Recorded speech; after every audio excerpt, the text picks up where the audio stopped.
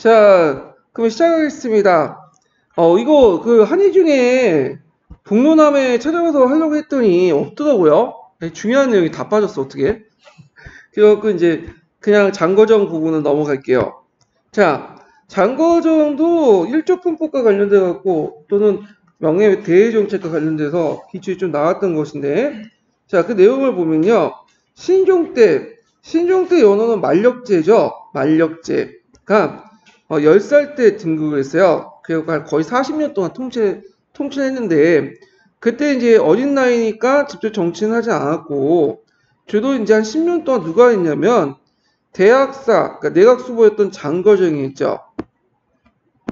자, 신종이 10살 때 등극한 16세 후반은 명예, 정치, 사회 전반에 거쳐 커다란 변화가 진행된 시기였다.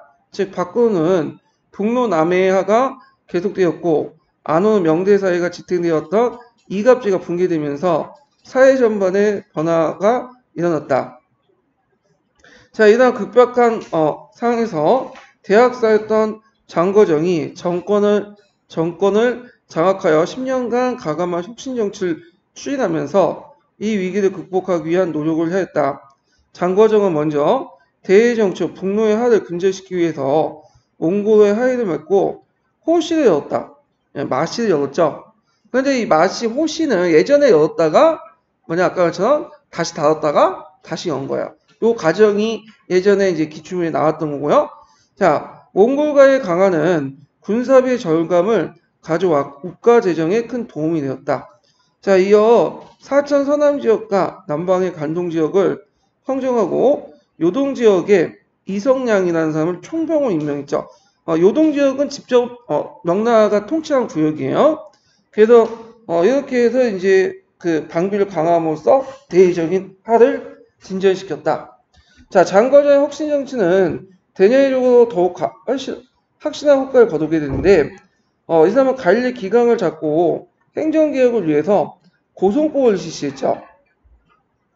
이 법은 가도관과 한관을 통제함으로써 항제권을 강화하고 관료의 책임 행정을 효율적으로 수행하기 위한 조치였다. 자, 이때 가도관이라는 거는 뭐냐면 우리식으로 따지면 3사예요. 3사가 또 언론기관이거든요. 그래갖고 그 당시 가도관의 힘이 되게 쌌어요. 그래서 이제 우리는 3사라는 언론기관이 따로 있잖아요. 근데 그 중국 같은 게 그렇게 있지 않고 육부마다 감사를 담당하는 그런 관리들이 있어. 이들 이제 총칭해서 가도관이라고 해. 예. 그래갖고 이 장거정은 요 가도관과 한관을 딱 중간에 쓰면서 세력을 적절히 균형을 유지하면서 뭐냐면 내각수부로서의 권한을 확보해 나가기 시작했어요. 그래서 이 법 중에 하나가 이 관련된 통제하는 법 중에 하나가 고송법인데, 고송법이라는 건 뭐냐? 관료가 황제에게 재가를 받은 사안은 반드시 기간 내에 해결하고 그 결과를 보고하도록 하고요. 관료의 근무평가에 반영하는 제도야.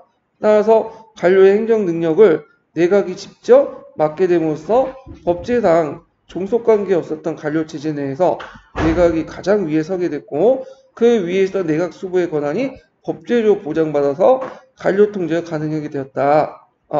그래갖고 이 내각 수부의 권한을 법제적으로 인정받게 된 권한이 그 고송법인데, 이 고송법을 좀 내용을 좀 살펴보면 이게 잠깐 조금밖에 안 돼가지고 제가 그 강제중국사에 있는 내용을 좀 정리를 해가지고 좀 얘기를 할게요. 자, 거기 이제 보면 여기 보시면 돼요. 자, 목적은 관료의 기강을 바로잡고 행정개혁을 하기 위해서 고송법을 만들었죠. 내용은 가도관과 한관을 통제하면서 항제권을 강화하고 관료의 어떤 책임 정치를 효율적으로 수행하기 위해서 그렇다. 그래서 이제 공문 처리 보고의 문책을 세 번 작성해가지고 지방간 육부, 육가, 내각에 각각 전달해요.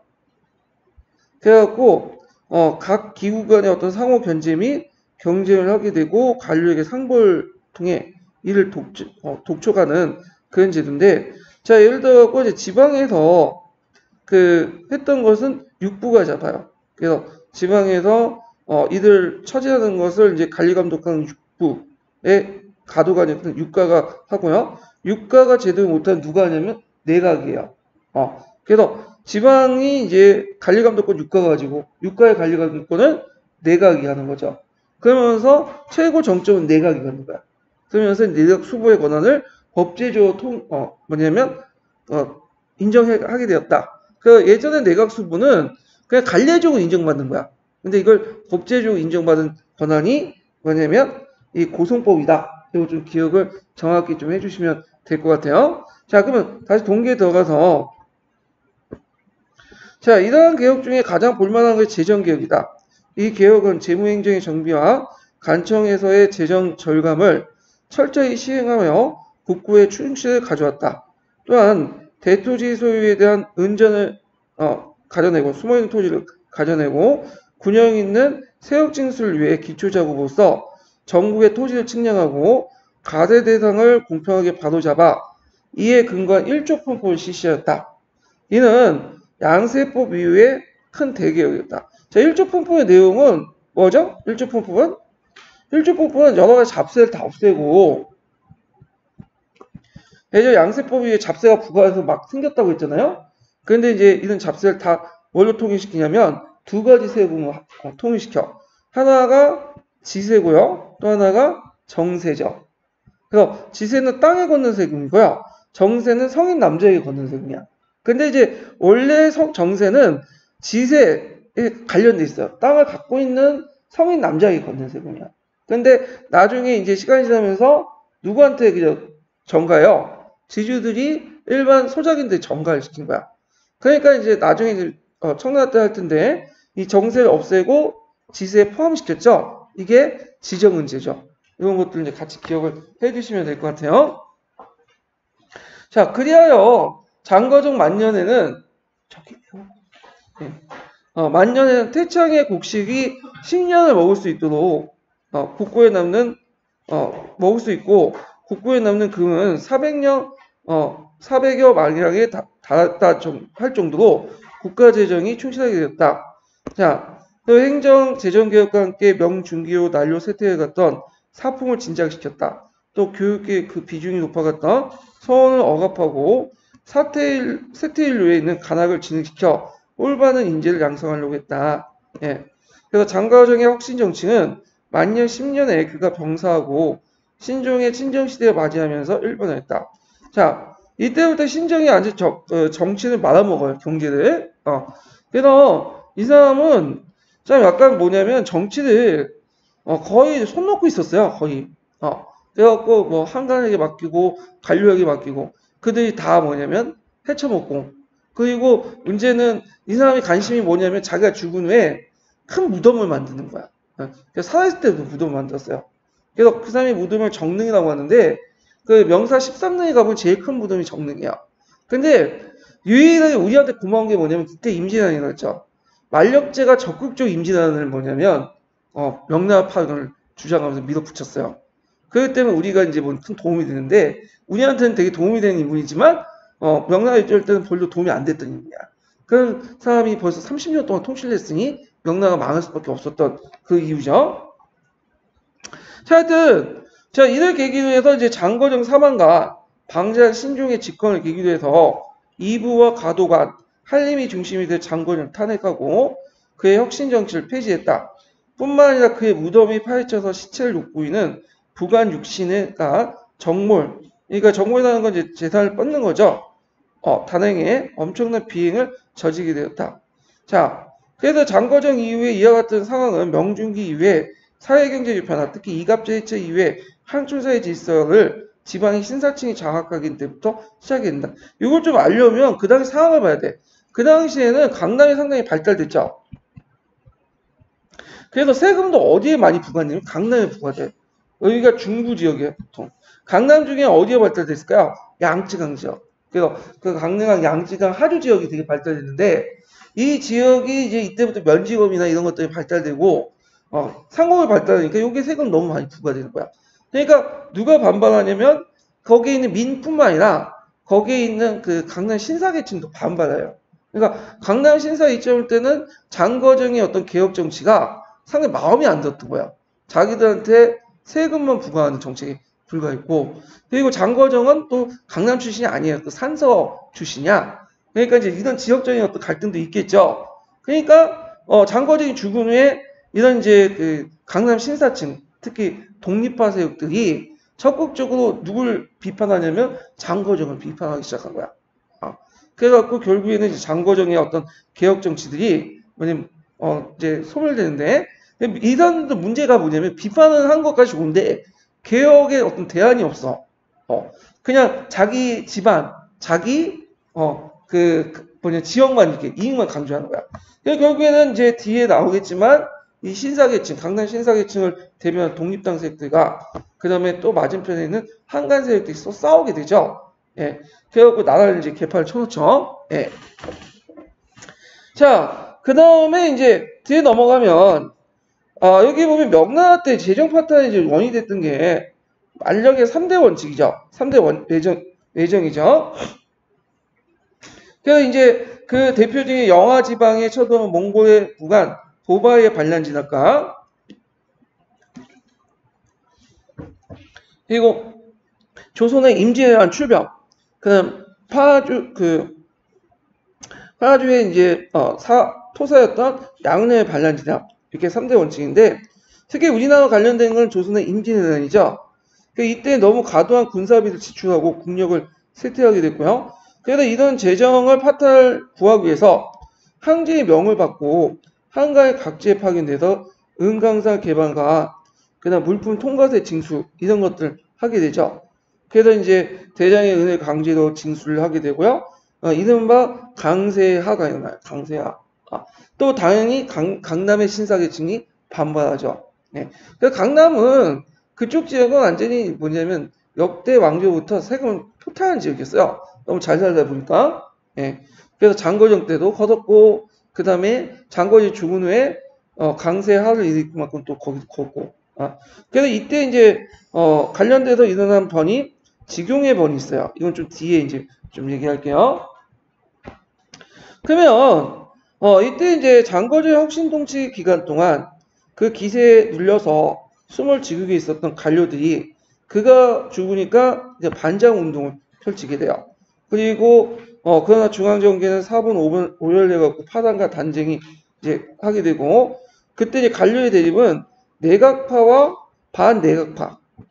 내각파는 주로 그 한관들하고 건신들이 이제 손을 합쳐가지고 한 거죠. 그 다음에 반내각파들은 이제 그 반대쪽에 있는 사람들. 그래서 내각 대신 한관들 반대했던, 건신들 반대했던 사람들인데 이들을 독립파라고요. 독립성을 통해서 성장한 그런 세력인데 우리식으로 따지면 사림하고 비슷하게 생각하시면 돼요. 그래서 이때 이제 그 신종 때 당쟁의 쟁점이 됐던 게 국보 문제야. 국보 문제. 그 다음에 상세 징수, 강세와 상세 징수 문제. 그리고 사맛. 이렇게 있는데, 국보 문제는 뭐냐면,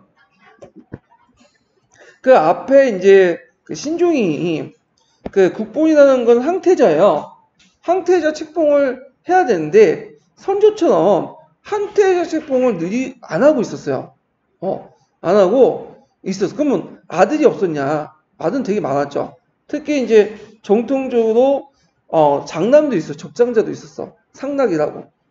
그럼 이 사람에게 해야 되는데 당연히 해야 되는데 그냥 꾸물꾸물 넘어가는 거야. 얘네는 상락보다는 그 밑에 이제 자기 사랑스러운 후궁들, 자식들을 항태자로 넘겨주려고 했는데, 근데 이거에 대해서 대신들이 어떻게 반발하겠죠.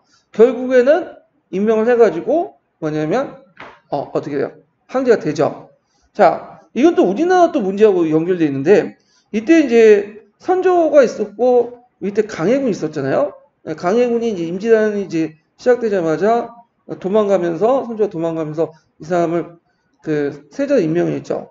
근데 그 중국에서 얘를 뭐냐면 세자로 임명하는 그 어떤 고시는 안 보내요. 왜 그러냐면 그렇다고 강해군을 싫어하는 것도 아니야. 되게 칭찬도 많이 하고 그러는데 이 국내 문제와 관련돼 있어요. 왜? 국부 문제에서 상락이 이랬는데 지금 적장자가 안 되잖아. 그런 상태에서 그 적장자도 아닌 강해군에게 뭐냐 고시는 임명할 경우, 세자 고시는 임명할 경우는 어떤 문제가 자기 어떤 정통성, 지금 국뽕 문제가 흔들리는 거야. 그러니까 신하들이 반대를 하고 얘를 뭐냐면 그 고신을 임명 안 해. 물론 그 명나라가 뭐 고신을 주든 안 주든 간에 그냥 왕이 되면 되겠지만 강해군 입장을 볼 때는 상당히 뭐야? 정통성이 없는 거죠. 뭐 이런 것들과 연결시켜서 보시면 돼요. 결국엔 신종이 이제 상나기 이제 뭐냐면 그 상순을 누르고 황태자를 책봉을 했어요. 근데 그걸 이제 둘러싸고 또 뭐냐면 사만이 발생됐어. 사만은 세 가지 아니야. 세 가지 아닌데 사건이라는 뜻이야. 아니라는 건 중국에서는 사건이야, 사건. 그래서 우리가 교환이라고 하잖아요. 중국에 나중에. 교환은 교회와 관련된 사건이라는 뜻이죠. 그래서 세 가지 사건이 이제 일어났는데 이게 뭐냐면 이제 영격, 홍안, 이궁 이렇게 있어요. 자, 그래도 이제 근데 이걸 내용을 이제 영격이 아니라 정격인데 이게 정격이에요, 정격.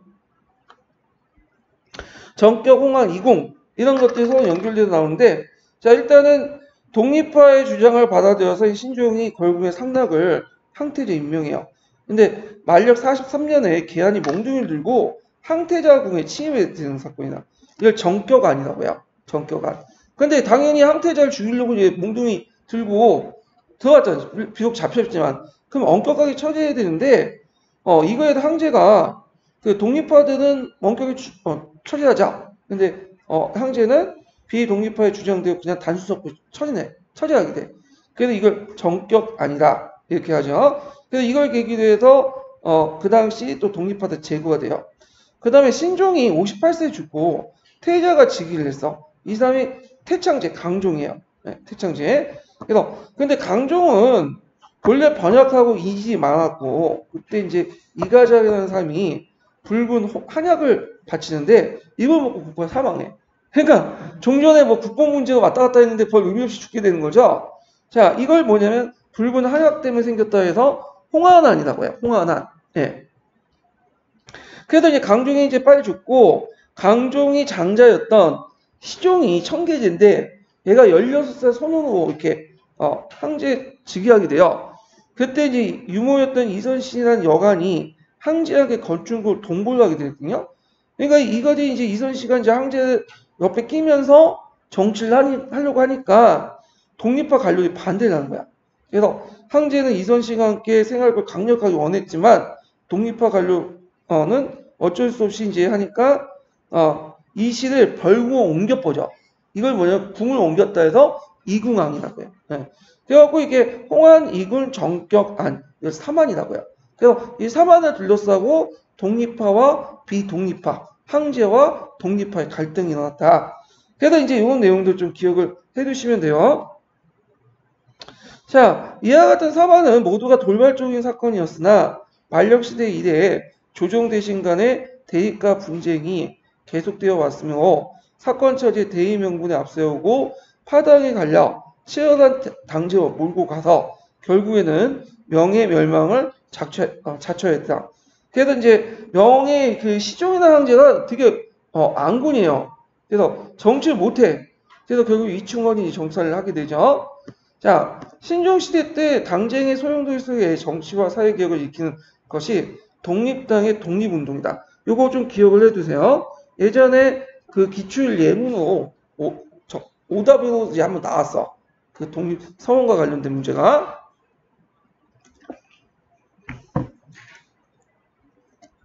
자, 독립당의 지도자는 고현성이라는 사람인데요. 고현성은 강서성 무석형 출신으로 그 다음에 황태자의 책봉 문제로 신종의 노용을 받아 만년 30년의 간직을 벌이고 고향으로 돌아갔다. 그는 명유인 양씨가 세웠던 독립서원을 재건하고 누가? 고현성이 동지였던 조남성, 충원포 등과 함께 학문 연구를 몰두하면서 간화 활동하니 이 사람이 독립운동이다. 그래서 이제 이 독립당은 명말 정치 혼란과 불안한 사회세를 바로잡고자 정치와 사회운동을 끊임없이 제기했다. 그러니까 이 독립파 세력들은 독립서원을 중심으로 해갖고 형성된 세력들이야. 우리가 이제 16세기 김효사림이라든지 그 다음에 영남사림 같이 서원을 중심으로 정치 세력이 형성됐잖아요. 이렇게 이제 이해를 해주시면 돼요. 자, 그 독립당은 명만의 정치적인 혼란과 불안한 사회를 바로잡으려고 정치와 사회개혁 운동을 끊임없이 전개하여 한편 신종 때는 태자식공, 국법 문제죠. 그 다음에 사만처리 등 현실적으로 황제의 뜻을 거역하는 민감한 정치 문제에 깊이 관여했고요. 독립운동의 쫄보 의미는 한간의 전행, 내각 집권파들 파멸적 정치운동에 반대하는 운동을 벌였고 이갑제 붕괴 과정에서 초대된 사회 경제 체제 위기를 둘러싼 정치 투쟁으로 이론적 황제 정치 지배에 반대해서 분권 공치적인 어떤 군주주의를 내세웠다. 누구하고 비슷해요? 사림세력과 비슷해. 참고로 이 독립세력들은 어디가 근거지였죠? 양증은 하류죠. 예. 그래갖고 그때부터 수탈을 많이 당했기 때문에 그 당시 얘네들은 전제왕권 체제를 반대했어. 왜냐면 전제왕권 체제 중앙 집권화되면 강남이 수탈당하고요. 그것은 꼭 자기의 어떤 기득권을 뺏기는 거죠. 경제 기득권을. 그리고 이 사람들 올 때는 이미 이갑제가 붕괴된 후에 그 이갑제의 역할을 누가 하고 있었어요? 신사계층 자기들이 하고 있었거든. 예. 그러다 보니까 성리학적인 주제학적 입장으로 또 공치주의라는 것도 있잖아요. 그러니까 한국의 전제 정치보다는 이렇게 살인들 같은 자신들 같은 독립세력과 같이 신권과 같이 공치주의 권력을 나눠서 같이 통치해야 된다. 이런 논리를 제시해요. 뭔가 좀 비슷하죠. 누구하고 비슷하죠? 우리나라 살인세력들과 좀 비슷한 주장들을 하게 되는 거야. 자, 독립당들은 정치와 사회개혁 운동을 추진하고 한간파의 정치 투쟁을 전개했다는 점에서 상당히 높이 평가되나 그래 비타협적 도덕주의, 원리 원칙주의 있죠. 원래 그 약간 이제 명분과 의리를 내세운 사람들은 타협을 잘 못하잖아. 현실하고 자기가 생각하는 원칙을 내세우다 보니까 대안을 또 제시하지 못하죠. 현실적 대안을. 자, 결과적으로는 명제국의 멸망을 초래했다는 비난을 면하기 어렵다. 그래서 이들 장거적으로 상당히 현실주의자예요. 그러니까 현실주의자니까 누구의 입장을 볼 때는 상당히 도덕적으로 타락되어 있고 타협적이고 기회주의자 비칠 수가 있겠죠. 그런데 이제 막상 자신이 이제 장거적 비판하고 정치에 참여하려니까 현실을 모르고 그냥 이상만 주장하고 도덕적 원리만 대안을 제시하지 못했다. 그리고 이들이 원하진 않았지만 결국에는 이들이 독립당과 비독립당 나눠가지고 결국에 뭐야? 대립 투쟁을 하고 파당을 짓고 당쟁을 하게 되고 그리고 시종 때는 이충원이 이제 공포 정치를 해갖고 이 독립당들을 다 탄압을 해. 그래서 실제로 중앙의 독립당 세력들이 없어지게 돼요. 예. 그리고 나서 그 독립파 세력들을 계승한 사람들이 누구냐면 그 복사운동, 강남을 중심으로. 이 강남을 중심한 제야 세력들 정치 활동을 했으니 이걸 복사운동이라고 하는데, 자, 복사는 유교적 도덕의 실천을 내세운 서원과 달리 고고학 부흥운동을 내세워요. 그 예전에 한나라 시대 때 학문 이런 것들, 원시 유교 이런 것들 다시 연구하자. 이렇게 조직됐죠. 복사는 강남 지방을 중심으로 독서인들 모여서 문장을 발표하고 과거 시험 답안을 출판하면서 문인들을 연합하여 결사를 이루고 정치색을 띠게 하였다. 하면 이거하고 비슷해. 북소문 카페에 가보면 북소문 목적이 뭐예요? 학문을 연구하는 것보다는 주는 시험 보는 거잖아. 근데 가끔 게시판 보면 이제 정치 비판하고 막 올라오잖아요. 예. 그러니까 북소문 카페 같은 그런 일종의 모임들이 좀 더 세력화됐다고 보시면 돼요. 예. 근데 이들은 그 지위가 하급 신사 정도야. 생원 이런 것, 독서인 이런 것 때문에 좀 고급 관료들하고는 좀 달라요. 그래서 이 독립당들이 이제 관료 조직이었지만 그렇기 때문에 한강파의 관료들의 어떤 집중 공격을 받았죠. 근데 이들은 신분이 낮고 실제 관료 진출한 사람이 별로 없기 때문에 공격을 이제 제대로 할 수가 없어. 왜? 뭔가 보여야지 하는 거지.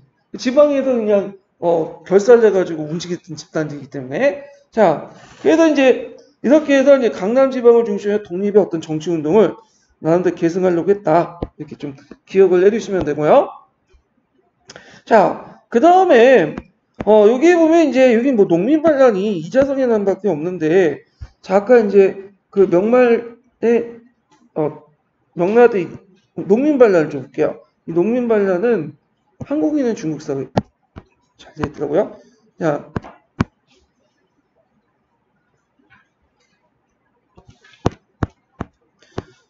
몇 페이지 펴보시냐면요.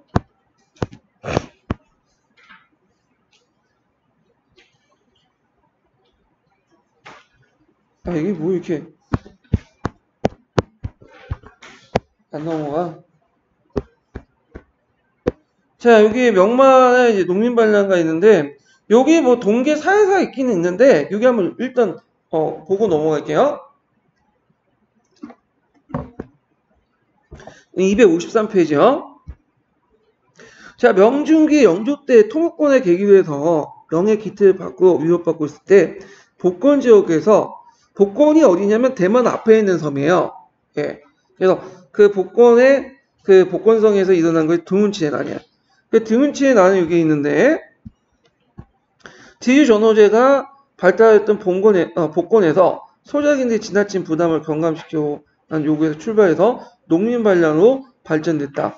자, 이들의 호응에서 강부 출신 비적 집단 각지 농민들이 본게 수십만의 반란이 가담됐고 주동의 두문치 폐에 죽은 뒤에 잔당이 오래도록 저항됐다. 두문치는 아마 실자가 들어가 보니까 7번 자식이야. 보통 이제 그 뒤에는 무자는 돌림자고 첫 번째 자신이 두문 1, 두문 2, 두문 3, 7번째. 그 얘를 많이 낳았으니까 그 당시에는.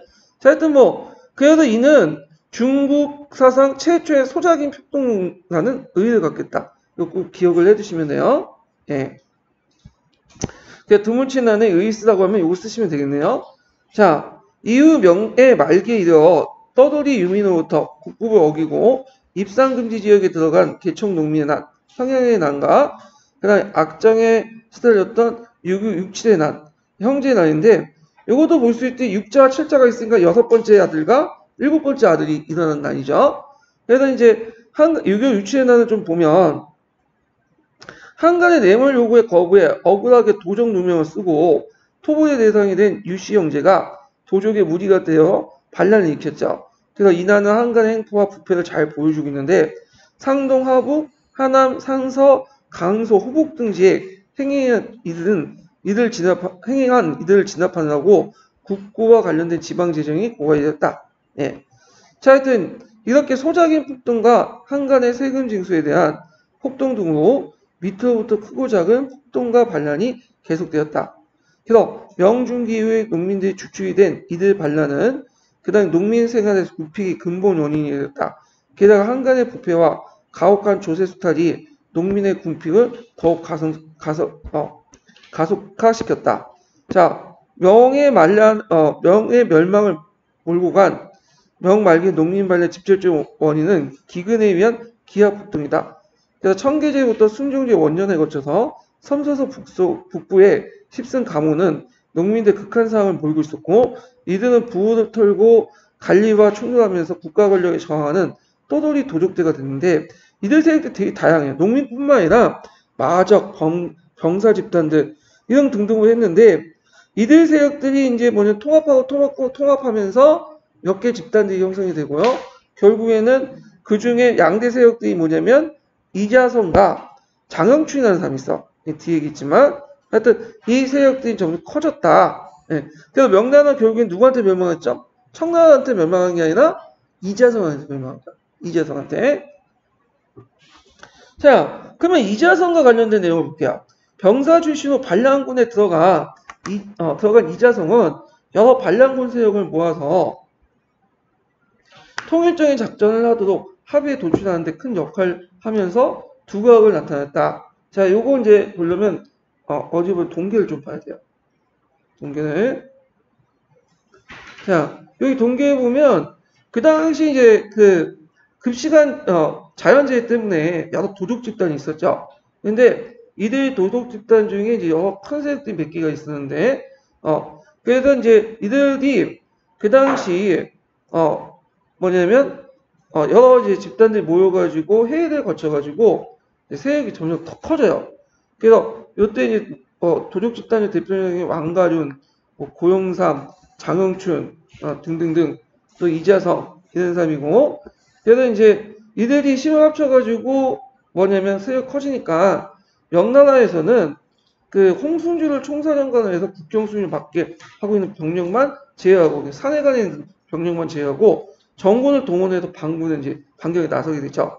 자, 이때 반란 농민군들은 연합해갖고 평양을 지켜나고 대책을 강구하게 되었으니 장수들의 의견을 일치하지 않았고 이때 이자성이 적극적인 공세를 주장을 했죠.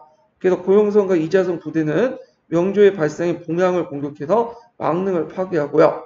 명조의 위신을 큰 손상을 입혔다. 봉양은 어디냐면 거기 그 주원장의 고향이야. 네. 그리고 그 예전에 시험 문제 나왔던 것이 봉양 부근에 그 다음에 주원장이 대규모 또 3인 정책을 했죠. 강남 지주들을. 이거 예문이 나왔던 건데 하여튼 특히 이제 순조 9년의 특강이었던 고영상이 정부군에 체포돼 사유되니까 이제 이 이자성이 군을 또 통솔하게 돼요.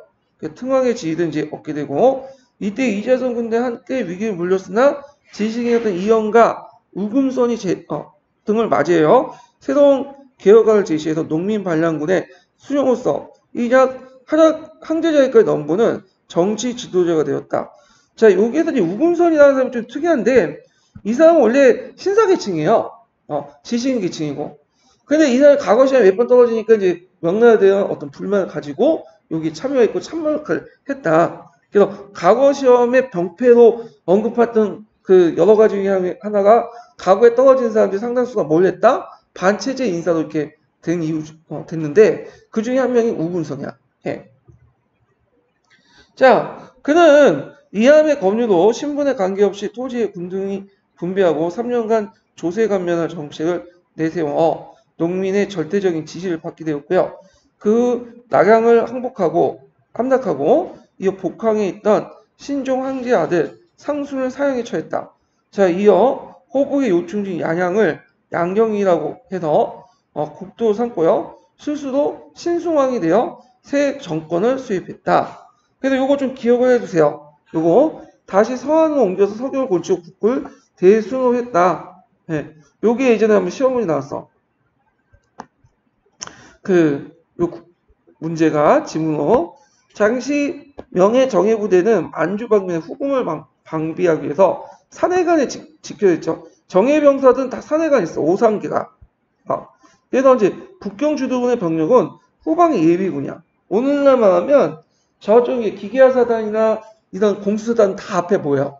그 청나를 맡고 있었고, 오늘날 예비사단 정도, 동원사단, 그 정도만 있는 거야.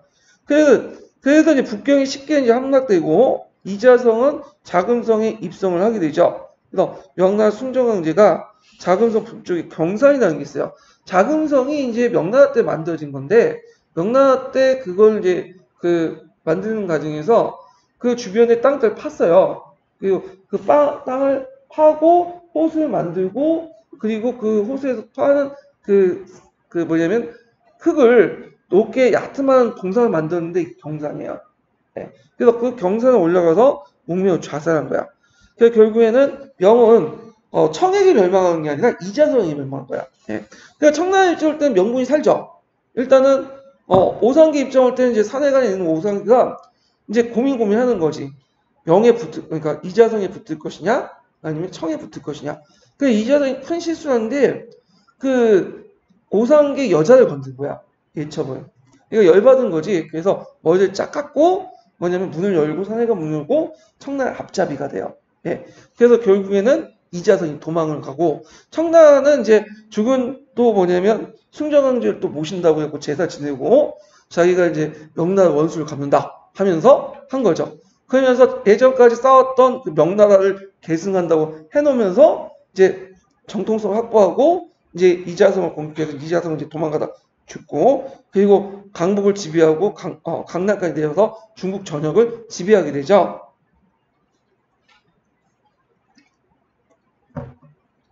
자, 그래도 이자성의 북경 점령은 불과 40일에 불과했고 명나라 잠수 오상계가 안내하는 청나라 군대에 의해서 막을 내리게 돼요. 자, 이자성이 반란군이 이처럼 쉽게 무너진 것은 청해 상병 산해관 총병이었던 오상계에 대책이 소홀히 한 데 중요한 원인이 되었다. 자, 이자성의 세력 내부에서도 북경 입성과 함께 여러 가지 문제가 포면화되어 특히 지식인 사이에 파별투쟁이 일어나 우금성이 이함을 사대하고 반란군이 북경성에 들어간 후에 규율이 무너지고 약탈자를 번하면서 시민과 충돌이 빈번했다. 그래서 이때 이제 각지에서 지주들 중심으로 자위군이 조직되고 반이자성 연합전선이 형성되죠.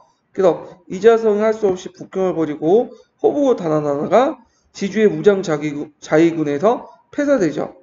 폐사하였다. 자, 청해군대는 이자성을 위해서 멸망한 명에 구한다는 명분을 앞세우고 해방군으로서 북경에 입성하죠. 자, 명이 멸망 후에 그 유족과 관료들이 그다음 강남 지역에 다시 들어와서 남경을 중심으로 낭명 정권을 수립해요. 예. 그래서 복항을 옹립하고 홍강제를 추대를 하고요.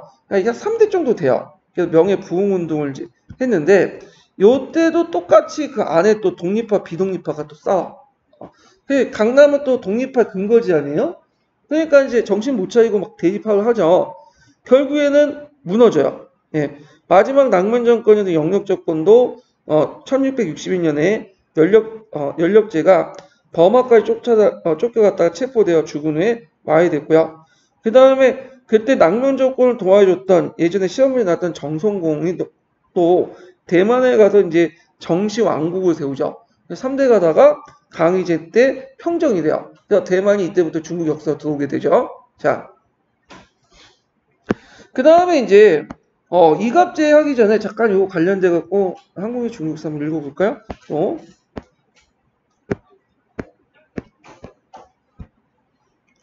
자, 여기 보면 이제 아까 못했던 게 장영춘이라는 사람이 나오는데 이 사람이 예전에 기초에 잠깐 언급됐었어요. 그럼 보면 이때 이제 이자성도 세웠지만 여러 도독 집단 중에 장영춘이라는 사람이 있었어. 근데 이 사람은 어디로 들어가냐면 사천성으로 들어가요. 그래서 성도에서 왕조를 세우고요. 항지 자리에 올라. 근데 이 사람도 오래가지 못해. 왜냐면 이 사람 좀 이상한 게 장영춘 안에 있었던 여러 사람 다 죽여. 킬링필드라고 해서 뭐 100만 명까지 죽었다는 소리도 있는데 예를 들어 신사들에게 과거시험 실시한다고 해서 모여놓고는 성도에서 모이는 신사층을 다 죽였어요.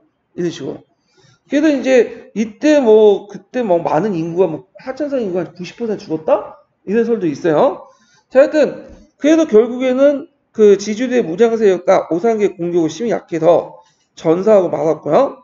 그래서 이제 이런 내용들 좀 기억을 해두시고 장영춘 정도 이름을 좀 기억을 해두세요. 이 사람도. 자, 그러면 다시 이제 동기에 보면 이갑제가 있어요. 이갑제. 자, 이갑제는 뭐냐 하면 설명을 하면 자, 110호를 기준으로 110호. 자, 이갑제 110호를 기준으로 먹는데 물론 이 110호에서 꼭 뭐냐면 110호만 있는 거 아니에요. 이건 하나의 기준이고 강북은 이제 인구가 적으니까 좀 적게 묶을 수가 있고 강남은 인구가 많으니까 좀 더 많은 호도 묶을 수 있죠. 그러니까 기본은 이게 110호예요. 110호를 기준으로 보면 110호를 이갑호하고 갑소를 나눠요. 이갑호는 상위 10%야. 갑소는 하위 90%, 87%, 70%, 20%, 70% 보시면 돼요. 근데 공통적으로 얘들은 토지를 가지고 있는 거예요.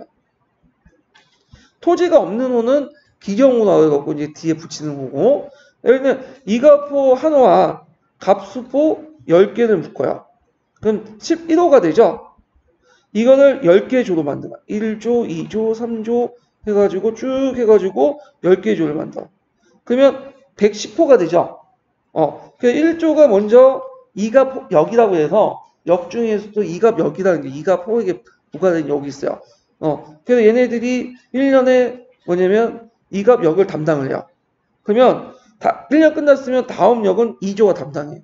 3조가 담당해. 그 다음. 그럼 몇 년을 돌죠? 10년을 돌죠. 10년 돈 다음에 그 다음에 1조가 더 이갑역을 담당해. 이는 10번을 6번 제도에서 뭐냐면 이갑역을 담당하는 제도가 이갑제예요. 예. 그래서 있고 기존모델에서 토지도 가지고 있지 않는 빈민층이 있어요. 그거는 이제 각각의 1조에서 10조에서까지 나눠서 이렇게 또 뭐냐면 분배해갖고 이렇게 붙이죠. 이런 식으로 해갖고 이제 했다. 자, 그래서 이갑제라는 것은 홍무제가 항촌 자치를 구현하기 위해서 한나라시대 때 항촌 자치제도를 구원하기 위해서 실시한 제도다. 이렇게 좀 기억을 해두시면 돼요. 자, 그럼 내용을 보면요. 중국의 향초는 보통 현 아래 향이 있고 그 아래 리와 촌이 있다. 명의 태조는 홍무 14년에 원대 사제를 폐지하고요. 현 아래 항촌 조직을 재조직하기 위해서 이갑제를 실시했다. 자, 이갑제는 중앙의 행정 명령을 농촌사회 깊숙이 침투시키고 세역을 효율적으로 징수 및 촌락 공동체 행정 질서 유지 목적을 해야겠다. 이게 이갑제 목적이 쭉 나오죠. 요게 세역이라는 것은 뭐냐면 이갑역을 얘기해요. 이갑역. 참고로 그 중국도 명나라도 조용조 체제예요. 그 조라는 것은 뭐냐면 지세를 얘기하는 거고 용이라는 것은 노동력을 얘기하죠. 노동력 동원. 요역과 관련된 거고 조라는 것은 일종의 특산물이죠. 그래서 그 용을 이제 크게 또 나누면 자벽하고 이갑역이 있어요. 그 이갑역을 담당하게요. 이갑. 그래서 이갑역을 담당하는 것이 이갑제야. 자, 그래서 이제 이렇게 구성이 됐다. 이렇게 보는데, 자, 대개 이제 이갑역과 관련된 것들은 세금을 징수하거나, 치안을 유지하거나, 뭐 행정문서를 관리하거나 그런 거야. 그러니까 지금 우리가 말하는 동사무소 하는 역할 있죠. 동사무소 하는 역할을 누가 하는 거야? 그 이갑제가 하는 거야. 네, 이갑제가. 자, 그래도 이제 있고, 우리는 이제 조선시대로 세금 징수하면 뭐, 주로 이제 간에서 징수하니까 그게 문제인데, 이 중국에서는 세금 징수가 상당히 중요해요. 왜? 그게 땅이 넓다 보니까 인구도 많잖아요. 그러니까 일반 관리들이 세금 징수 못해. 그러니까 이감역에서 그걸 담당하는 거야. 세금 징수를. 자, 그래서 이제 이런 내용도 같이 기억을 해두시고요. 그러면 구성을 보면 그 밑에 구성이 있는데, 자급자족이 가능한 110호를 1, 2로 이제 편성을 하고 인정수와 자산의 등급대에서 호등을 구분했다. 그래서 상등호 10호를 이장호라고 하고요. 하등호 100호를 갑수호라고 해요. 그래서 아까 1등호 한호와 그 다음에 갑수호 15를 묶어서 한 조를 만들죠. 그래서 이게 10개 조를 만들어요. 그래가지고 있고 그 다음에 소장동이나 토지 소유하지 못한 기종으로 해갖고 110호 밑에 분배시켜서 이렇게 붙여놓는 형식이야. 네. 자, 그래서 매년 이장 1명과 갑수 10명이 이의 부역진수, 치안유지, 재판, 교화, 부역항책의 장성 등 항청 행정의 모든 기능을 수행하도록 있다. 그래서 간단한 업무, 그러니까 국가 권력 굳이 뭐냐면 간섭할 필요 없는 간단한 업무나 그다음 치안유지, 그 다음에 재판까지도. 재판도 이제 뭐 사진제 같은 중재는 모르고 절도라든지 그런 것들은 너무 경병죄 같은 건 간단하잖아. 그걸 국가 권력에서 와서 뭐 재판받고 하지 말고 그냥 너희들이 알아서 하라는 거야. 그러니까 그걸 무슨 역이다? 이갑역이다. 이렇게 보시면 되겠죠. 태조는 이갑제 실시와 함께 호정민 조세대장인 부역 항책을 전국에 거쳐서 작성했고 각 호의 소요 토지나 그다음 인구의 이동 및 증감을 파악할 수 있도록 하고 이들 바탕으로 부세와 요역을 정하였다. 이와 함께 토지의 정확한 측량을 통해서 토지대장이 어림도책을 작성해서 영실공이 항촌 사회를 지배하는 기초 확립했다. 자, 그래도 이제 이장과 갑수는 10년마다 한 번씩 돌아가면서 맞도록 했고, 그래갖고 이입 밖에 강리에 덕망이 있는 나이가 지극한 인호인을 둬서 그 재판과 교화가 있다고 했죠. 재판 업무도 인호인 담당하고 향리의 질서 유지와 상호 구조를 지도하도록 했다. 그 밖에 하나의 일부 지역에서 양장과 당장을 뒀는데 양장은 몇 개 혹은 수십 개 일을 통솔하도록 했고 당장은 주로 수지시설 책임을 맡겼다. 따라서 이들 이장, 인호인, 양장, 당장은 대부분 토지를 대토지를 소유한 지주계층으로서 정통적인 항촌의 간섭적 지배자이기도 하였다. 영조는 이들에게 국가 권력을 위임하여 항촌을 지배하도록 하였고 그 대가로 여러 가지 역을 맡기게 함으로써 실제 항리 지배자로 삼았다. 그런데 이제 이렇게 이제 그 이갑제가 나중에 이제 15세기 후반으로 나가면 점점 붕괴가 돼요. 그래서 그 역할을 누가 담당하냐면 이제 신사계층이 담당을 해.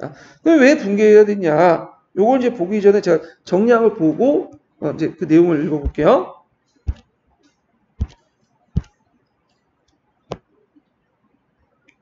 자, 이갑질 붕괴는 다양한 원인에서 찾아볼 수가 있어요. 그거는요. 한 가지 원인이 아니라 여러 가지 다양한 원인에서 찾아볼 수 있는데, 아까 이제 이갑전형, 이갑력은 10년에 한 번씩 한다고 했죠? 10년에 한 번씩 돌아가면서 이렇게 하는 게 이갑력인데, 그래서 요때 이제 문제는, 여기에서 이제 발생을 돼. 부역징수에 따른 권한이 특정 항목에 고정되어 있지 않기는 책임이 없다는 거. 왜냐면 자기가 어느 정도 책임이 있고 계속 나가면 어떻게 돼요? 끝까지 책임지고 하겠죠. 근데 이게 10년마다 하기 때문에 대충 해. 대충 하고 떠넘겨 뒤에. 그러다 보니까 이제 징수에 여러 가지 차이 생기고, 그래서 이갑제하에서 지배체의 재상 등급도 10년 사이에 재해나 질병, 전란 등으로 해서 변화가 많기 때문에 계층 분화 요인이 됐다. 10년 동안에 큰 변화가 있을 수 있죠. 이장호도 잘 살았다 올라갈 수도 있는 거고, 갑수호도 뭐 돈 벌어갖고 잘 살 수도 있는 거 아니야? 자, 이런 것들이 제대로 반영되지 못했다는 거. 그 다음에 명예재정 공력 대소 확대. 그래서 명초에서는 비교적 가벼웠던 부역이 점점 늘어나요. 그래서 농촌사회 압박이 되고, 그리고 국가재정과 관리대 은에 대한 수요가 증대된다. 이렇게 이제 보시면 되고, 신사층인데, 신사층들은 요역 면제 특권이 있어요. 예, 이건 무슨 말이냐면, 신사라는 건 나중에 이제 명나라의 이제 지배층이잖아요. 간직 소유자고. 근데 이들이 원래는 초창기 때는 그렇게 수가 많지가 않았어요. 근데 중기 때 들어오면서 많아지게 돼. 그리고 이들은 여러 가지 또 특권도 있는데, 일단은 자벽이 면제돼 있어요. 그래서 요역 면제가 자벽 면제야. 그러면 원래는 이감록도 같이 해야 되는데, 어느새 이제 자벽이 이제 뭐냐면 은납화되고 전세와 통합되는 과정에서 은근슬쩍 이감용도 면제가 돼요. 그래서 이런 요역 특권, 요역 면제 특권을 이용해가지고 부를 많이 쌓게 되고, 그리고 이감령을 대신했던 그런 좀 했던 호드는 대거 몰락을 하게 되죠. 부역을 감당할 수 없어서. 그래서 신사들이 수도 많아지고 부도 축적해지니까 사회적 영향이 어떻게 돼? 항충사에서 강해지죠. 자, 그렇게 있고, 그 다음에 이제 15세기 중기 이후부터 중앙과 지방의 통치력이 약화됐고요. 관리의 부정부패가 만연됐고, 비특권적 지주들이 부역 항책을 변주하면서 신사적으로 상실하면서 신사가 또 여러 가지 특권을 얻게 되잖아요. 그래서 그 여러 역들을 농민층이 부담을 하면서 이농자가 속출됐다. 그러면서 이런 것들이 이갑제가 붕괴됐고요.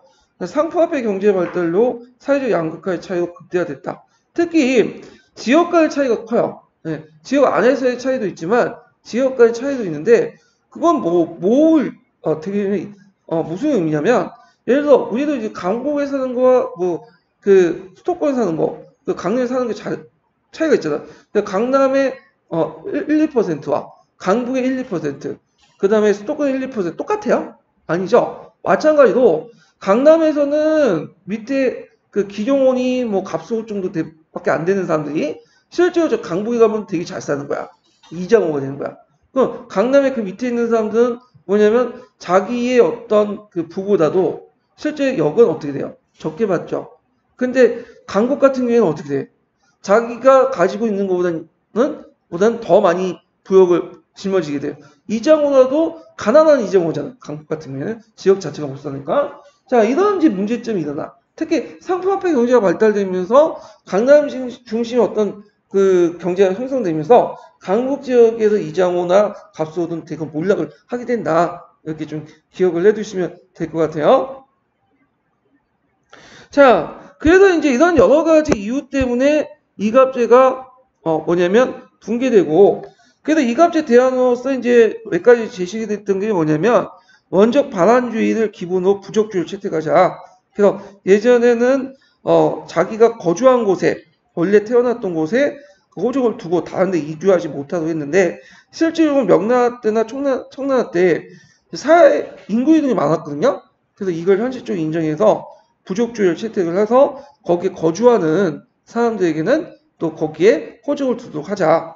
자, 그 다음에 이갑제 대신에 한약이나 보갑제를 통해서 교화하면서 상어부조 치안 유지를 담당을 하도록 했고, 그 다음 부세 제도를 개혁하려고 했고, 그 다음 신사층의 요역 우면 제도를 제한하려고 했지만 그게 뭐 성공하지 못했다, 이렇게 보시면 될 것 같아요. 그래서 나중에 이갑제는 실제 기능은 이제 거의 상실되고요. 일종의 행정구역 정도밖에 의미가 안 돼요. 이 내용이 행정구역을 나누는 경계선의 정도 의미밖에 안 된다, 이렇게 좀 보시면 될 것 같아요. 그래서 결국에 명나라 중기 후 이갑제가 붕괴되면서 그 항촌 자치 역할은 누가 담당했다? 신사층이 담당했다, 이렇게 이제 보시면 되겠죠. 자, 그러면 동계의 내용을 이제 읽어볼게요. 자, 이갑제를 기반으로 한 명초에서 사회가 비교적 안정되었다. 그러나 명대 중기의 15세기 중엽에는 후기에 가면서 점차 이갑제가 변질, 해체되어 나갔다. 자, 이갑제 해체의 몇 가지 원인을 보면 먼저 이갑제에서 하의 지배층인 이장, 이노이, 양장층이었으나 이들에게 맡겨진 이갑 전역, 이갑역은 10년에 1회씩 윤본지임으로 부역에 징수했다는 권한이 특정호에 고정되지 못하고 이에 따라 부역의 징수에 차질을 가져왔다. 그 위에 이들의 재산 등급은 10년 사이에 재해나 질병, 전란 등으로 변질되어 계층 분화의 요인으로 나타나게 되면서 그 임무를 수행하기 곤란하게 되었다. 자, 이와 함께 명예재정 규모도 계속 확대되어 국가재정과 관련된 은에 대한 수요도 증대되어 명초에는 비교적 가벼웠던 부역이 점차 늘어나고 농촌사회를 압박하면서 이갑제를 붕괴시킨 요인으로 작용되게 됐다. 자, 그런데 이들 항신계층은 15세기 갑자기 등장한 것이 아니었다. 자, 이것도 이제 같이 기억을 해두시겠죠. 이 항신이라는 것은 신사계층을 얘기해요. 우리나라께서는 보통 신사하는데 일본 애들은 향신이라고 해요. 왜냐면 이들이 대부분 어디에 거주하고 있었냐면 그 문벌귀족들은 주로 중앙에 거주하고 있었죠. 지방에 거주했기 때문에 이런 것들을 부각시키기 위해서 향신이라고 하는데, 자, 하여튼 이들이 이제 등장했던 그 세력을 유지했던 것들이 뭐냐면, 자, 명초부터 항리까지 현직, 퇴직, 후직 등 간직 경력자와 과거제 학교 제도를 매개한 나타난 거인, 감생, 세원대 학위 소유자의 특권층이 형성됐고, 이들이 요역의 면제 특권을 갖고 있죠. 주의할 것은 요역 면제 특권을 갖고 있다고 해서 지세를 면제받은 거 아니에요. 예, 요역만 면제받았어. 요역만. 자, 그런데 이들 특권층은 15세기 중기에 이르면 35만 정도 증가하면서 여전히 국가로부터 받은 우면, 그러니까 이제 우면이라는 것은 요역을 우대해주고 면제해준다. 특히 어디? 이감역. 그렇지만 자벽. 네, 자벽을 면제받았지만 나중에는 또 은근슬쩍 이감역도 면제받아요. 자, 그래서 이제 특권을 누리고 사회적 영향력을 행사하면서 부역을 기피하였다. 이 밖에 유역한 신사층과 상인은 도시에 거주하면서 부재주로서 부역을 탈면하였다. 이 때문에 이장, 이노인 등 항촌의 비특권 지주층이나 소농민들은 자기 부담 외에 이들의 우면, 탈면까지도 부담을 짊어지게 되고 이장호는 갑소 중에 세역 부담을 피하여 도망간 자가 생기며 그 목을 부담하게 되었다. 그런데 이제 문제는 거기에 잘 나갔던 이제 비특권적 지주들도 자기 또한 내기 싫으니까 호적이나 이런 것들 또 조작을 해가지고 신사층, 가짜 신사층이 된 거야. 그래서 또 어떻게 되죠? 부가 되는 거야. 그래서 비특권적 지주들이 돈으로 간직이나 학위를 매수하거나 종족의 결합으로 신사가 되려 하였고 그 길이 여의치 않으면 뇌물로 부역항체를 변절시켜. 그래서 이렇게 해서 탈면된 부와 역은 누구한테 전가되죠? 농민들에게 전가되고 결국 15세기 중기 이후에 자장농뿐만 아니라 이장, 양장옥마저 올라가면서 농촌의 계층 분화가 형성이 촉진되어 이갑제도가 붕괴될 수밖에 없었다. 자, 그래서 이제 명중기의 이제 항촌사의 도움을 볼게요. 태조가 고심에서 만들어 놓은 제국의 농촌 지배적인 이갑제는 15세기 때부터 붕괴되면 항촌사에 크게 변화하기 시작했다. 자, 먼저 아까 전에 그 대안을 이제 제시한 게 뭐냐면 정부는 이갑제의 붕괴에 따른 새로운 조처로 원적 발안주의 대신에 그 부적주의를 채택했다. 즉 영초에는 이갑제 유지하기 위해서 외래의 유민이나 갱민, 갱민은 떠들어가지고 이주했던 외부에 왔던 사람들 말하죠. 객가라고 하는 사람이 있는데, 자, 이들 원적주의로 돌려보내는 것을 원칙으로 하는 원적 발안주의를 취하였다. 그 때문에 유민이 다른 지역으로 이주하여 정착하고 자급자족이 가능할 정도가 되어도 원적지로 돌아가야 하는 정책 때문에 그 지역 간부에서 그들의 부역 황체에 편입시켜 부역을 부과하지 못했다. 한편 원적지에서 본인이 없으므로 또 요역을 부과할 수 없었다. 따라서 유민들은 모두 부와 역이 탈면됐죠. 그 대신 원적지에 남아있는 이가보가 그들의 몰까지도 짊어지게 될 수밖에 없고 또 이들도 몰락하고 파산되고 유민화돼요. 그래서 이걸 뭐라고 하냐면 그 인구의 대륙 현상이라고 해요. 이게 우리가 공기가 돌잖아요. 마찬가지로 이들 돌아.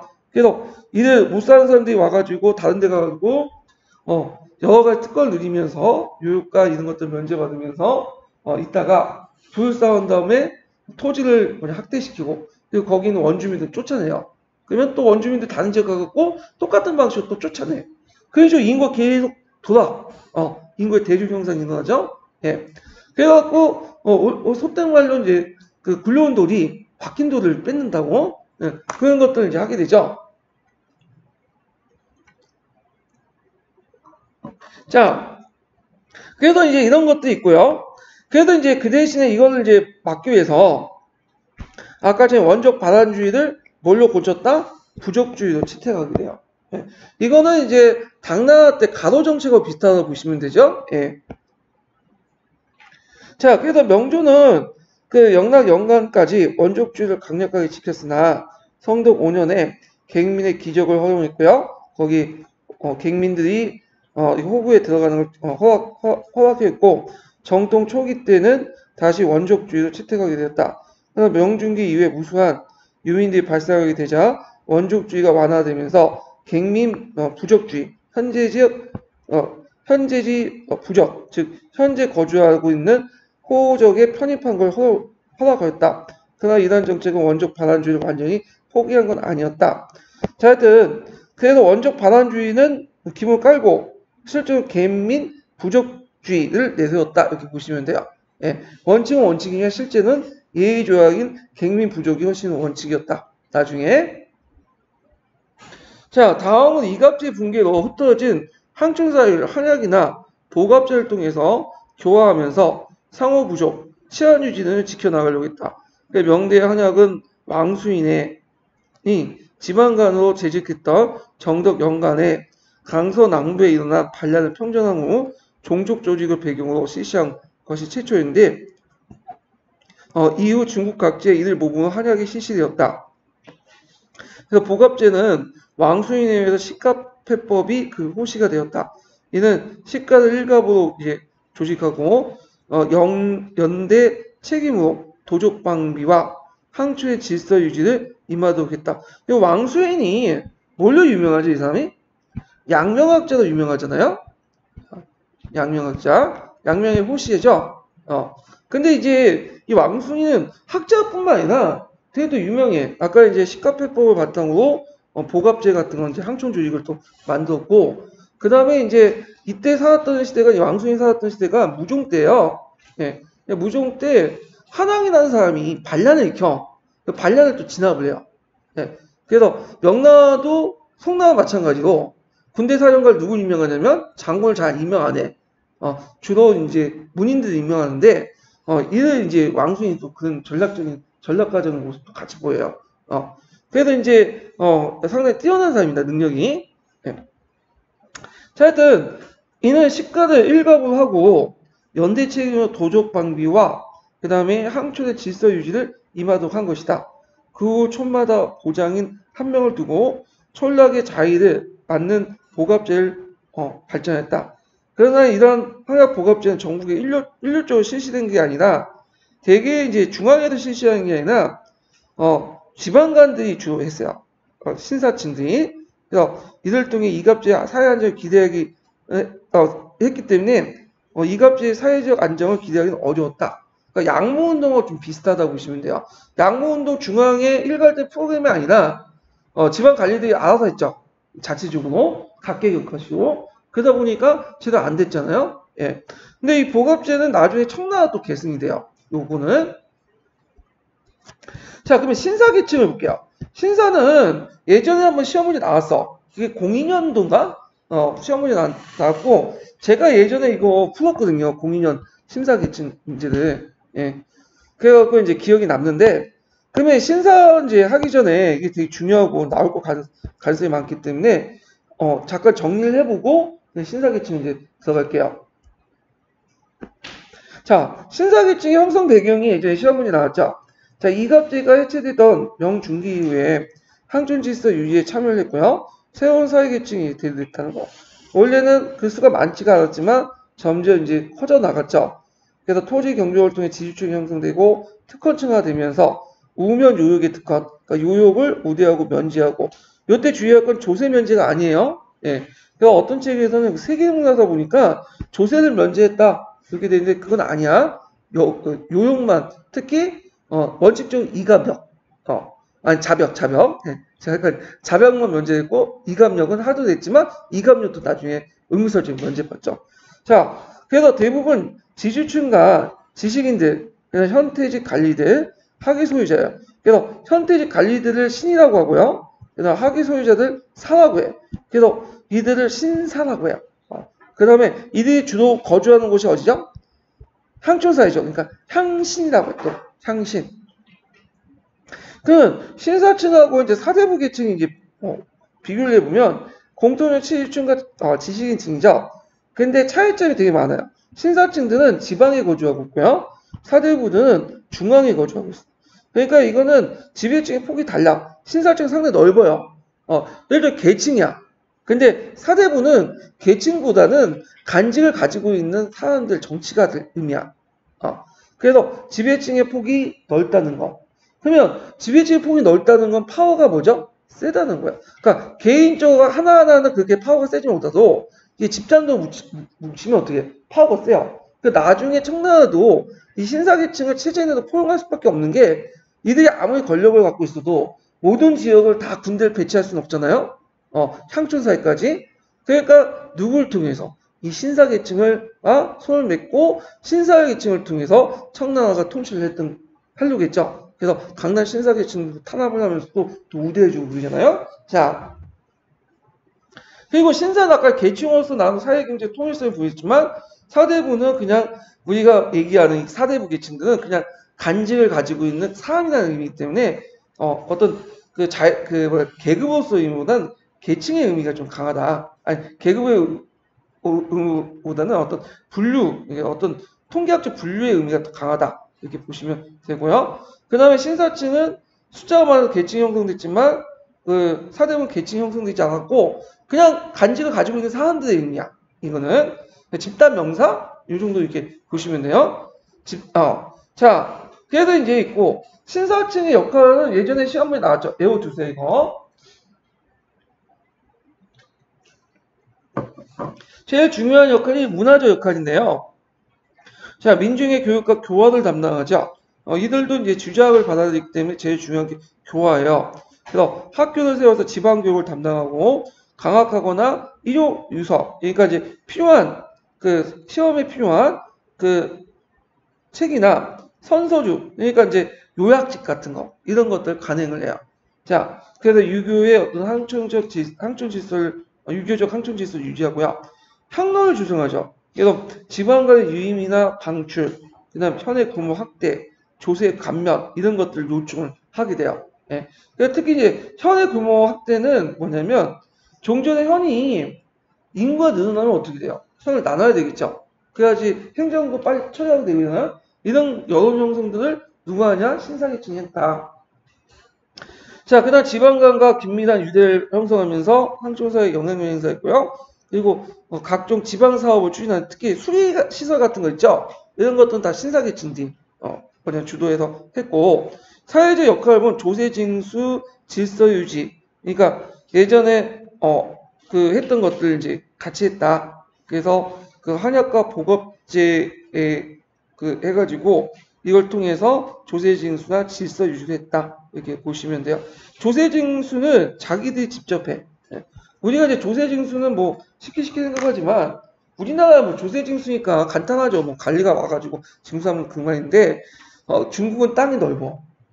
보통 현 단위로 이제 그 상현하고 근데 현의 넓이가 어느 정도 되냐면 경기도 정도 돼요. 경기도. 근데 경기도를 그 당시에 뭐 버스가 있겠어, 지하철이 있겠어, 뭐가 있겠어. 그러니까 주로 걸어서 그 헌천에 가서 이제 납부를 해야 되는데 내가 의정부에 살고 있는데 그 수원까지 가요. 걸어서. 그럼 며칠 걸릴까요? 한 5, 6일 걸리야. 일주일 다 잡아먹어야 돼. 그럼 난 그동안 생활도 못하고 농사도 못 짓고 그냥 생활 다 포기를 해야 돼. 그것도 한 번이 아니야. 여러 번 갖다 납부를 해야 돼요.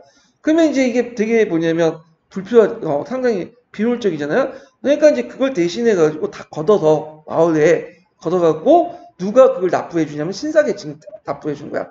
물론 신사계층 납부할 때 세상 공짜가 없다고 뭐죠? 수수를 떼어 먹고 거기에 또 자기가 횡령하고 유용하고 이런 문제점이 있겠죠. 자, 하여튼 이런 것도 있고 그 다음에 이제 뭐 이런 사회적 역할이 있다. 그래서 한약이나 보갑제 같은 거 운영하고 이걸 바탕으로 해서 도적 방어, 재판, 각종 구제 활동. 그러니까 예전에 이제 그 이갑제가 했던 역할을 그대로 계승했다. 그러니까 경제 역할 같은 경우에는 이제 대토지를 집적하고 이는 또 지주죠. 수지시설 장악하고 또 한때는 또 밀묘를 그래요. 그 신사계층들이 우리 그 사대부가 좀 다른 게 사대부는 장사 안 하잖아요. 근데 얘는 장사해.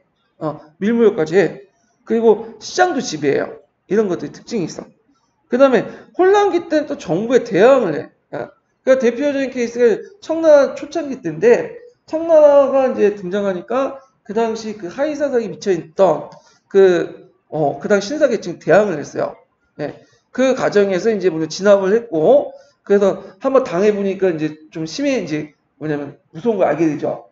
그래서 어쩔 수 없이 또 머리 숙이고 머리 밀고 그랬지만 하여튼 이렇게 있고 그 다음 신해혁명 때도 신해혁명이 일어나는 원인이 뭐예요?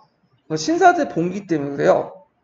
뭐냐면 나중에 얘기했지만 철도 국유화 정책 때문에 이들이 이제 사천성 등지에서 봉기를 냈죠. 이런 것들 자극을 받아서 나중에 무한 봉기 같은 거 일어나잖아요. 그래서 이렇게 신사층들이 정부에 협력하면서도 신사층들이 자기의 어떤 경제적 이득이나 여러 가지 뭐 정치적 이득에 뭐 침해할 경우에 저항을 하게 돼. 그 대표적인 게 또 명나라 때 아까 그 상세나 강세를 거둘 때 저항을 했던 사람들이 민뿐만 아니라 신사계층들이야. 그게 이제 개독의 변에서 이제 잘 보여주는데 이건 좀 이따 얘기를 할게요. 그래서 이런 신사층의 역할들을 좀 같이 기억을 해두고 특권은